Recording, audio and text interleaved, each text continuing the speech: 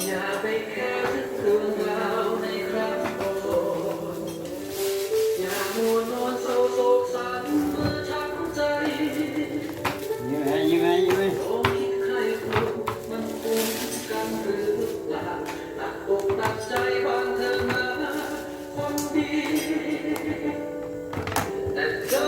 บางคนยังยึดมั่นภายในใจซ่อนเก็บความเจ็บไว้มีใครบ้างไหมเข้าใจเธอมียังมีคนเดือดเข้าใจเธอยังมีอย่าสับสนอย่ากังวลร้องไห้ไปทำไมทิ้งไว้ในอดีตอยู่แห่งไหนหรือเป็นใครเคยช้ำโศกใช่เพียงตัวเราที่อับเฉา